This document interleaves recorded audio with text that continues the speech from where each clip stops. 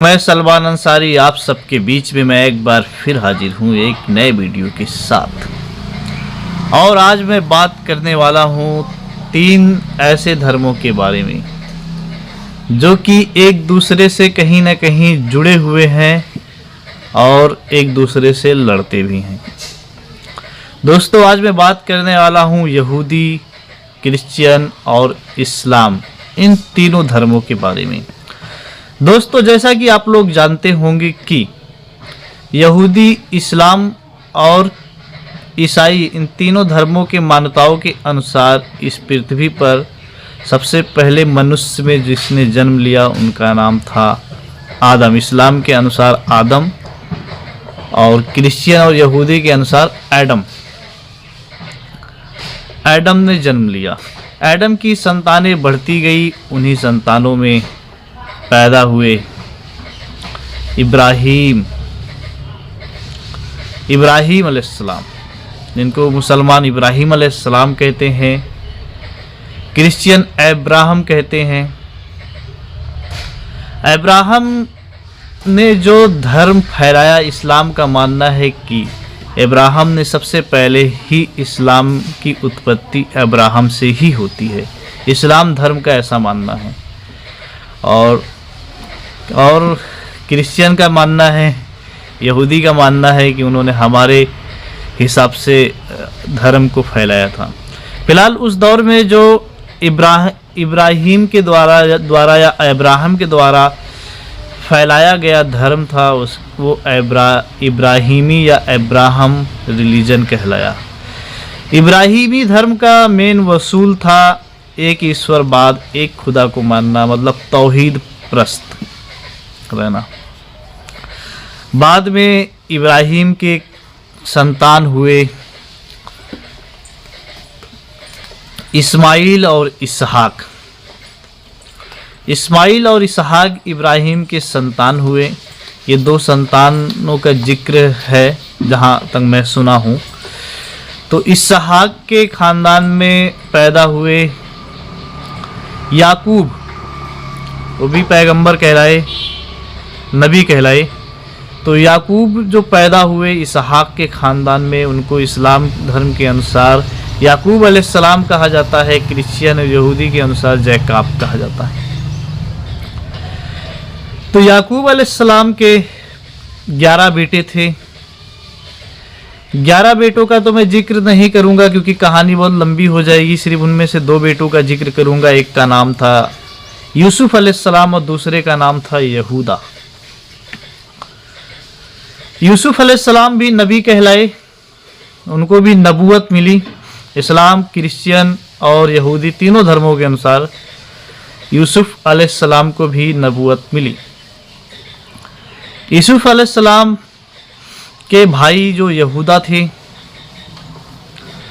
उन्हीं के खानदान से उत्पत्ति हुई यहूदी धर्म की। आप इस पे गौर कीजिएगा। यूसुफ अलैहिस्सलाम का जो बच्चों की पीढ़ियाँ चली वो अलग चली, और यहूदा की जो पीढ़ियाँ चली अलग चली। यूसुफ को जो है बादशाहत मिली थी मिस्र की, और मिस्र में काफ़ी दिनों के बाद बिछड़े हुए भाई अपने पिता यूसुफ के साथ मिलते हैं मिस्र में। वहाँ के बादशाह तब उस दौर में मौके पे यूसुफ अलैहिस्सलाम ही थे।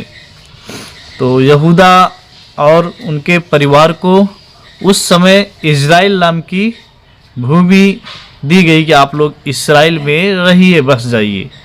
और यहूदा की ही संतानें जो है यहूदी कहलाई।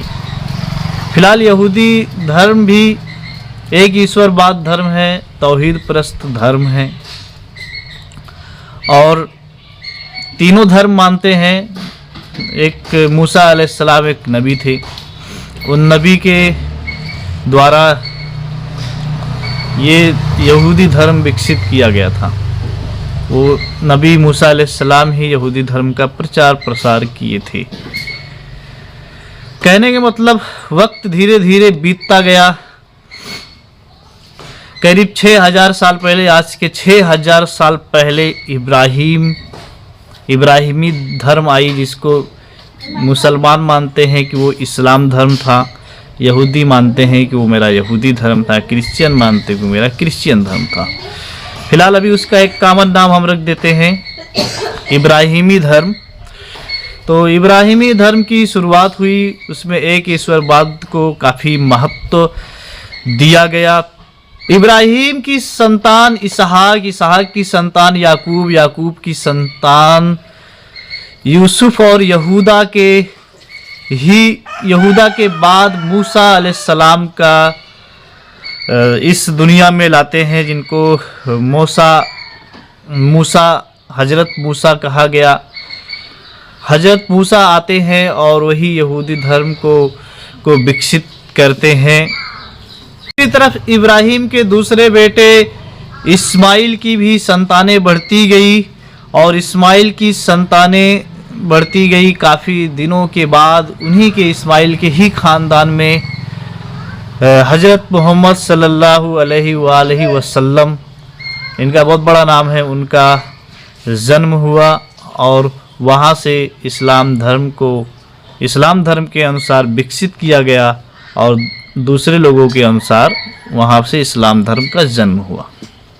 इन तीनों धर्मों के मान्यताओं के अनुसार आज के करीब 6000 साल पहले इब्राहिम अलैहिस्सलाम या अब्राहम और 3000 साल पहले मूसा अलैहिस्सलाम या हजरत मूसा और करीब 2000 साल पहले ईसा अलैहिस्सलाम या जीसस क्राइस्ट जिसको कहा जाता है का जन्म हुआ। और ईसा अलैहिस्सलाम के करीब 500 साल के बाद, मतलब आज के करीब 1400 साल पहले, 1500 साल पहले हजरत मोहम्मद सल्लल्लाहु अलैहि वसल्लम का जन्म हुआ। यहूदी धर्म मूसा अलैहिस्सलाम और मूसा अलैहिस्सलाम के पहले जितने भी पैगंबर आए थे उन सभी पैगंबर्स को मान्यता देते हैं। वहीं ईसाई लोग ईसा अलैहिस्सलाम और ईसा अलैहिस्सलाम के पहले जितने भी पैगंबर आए उन सब को मान्यता देते हैं।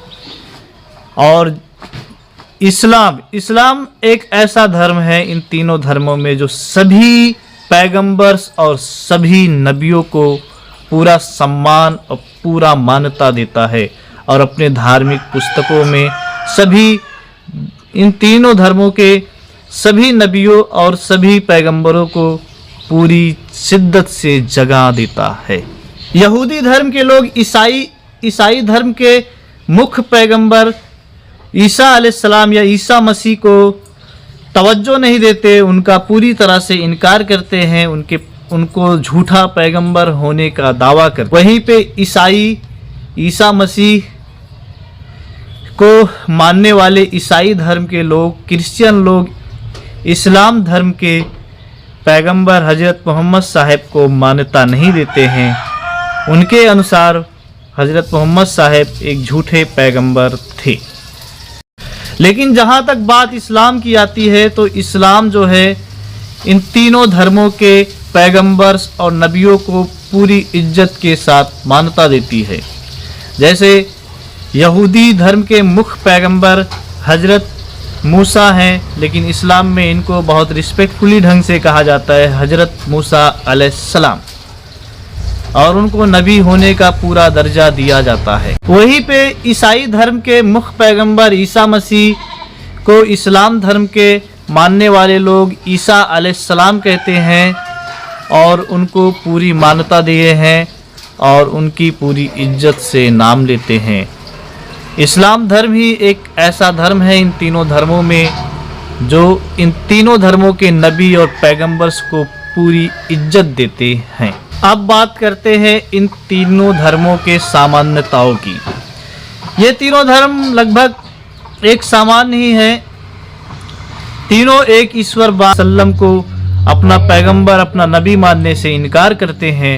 और वहीं पे इस्लाम धर्म के लोग यहूदी धर्म के मुख्य पैगंबर हजरत मूसा अलैहिस्सलाम को अपना नबी मानते हैं। ये रहा हमारा इस्लाम, यहूदी और क्रिश्चियन तीनों धर्मों का संक्षेप में विवरण।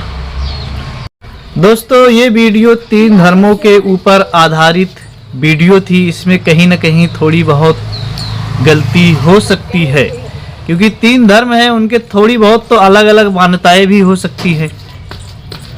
तो कोई ज़रूरी नहीं कि मैं एक के जैसा ही बोल पाऊँ, लेकिन जहाँ तक मुझे जितना आइडिया था, जितना मुझे मालूम था, उतना मैंने आप सबको बताया। हमारे वीडियो में बने रहने के लिए आप सबका बहुत बहुत धन्यवाद। अगर हमारा वीडियो आप लोगों को अच्छा लगा हो तो हमारे वीडियो को आप लोग लाइक कीजिए और कमेंट में अपनी राय देना ना भूलिएगा।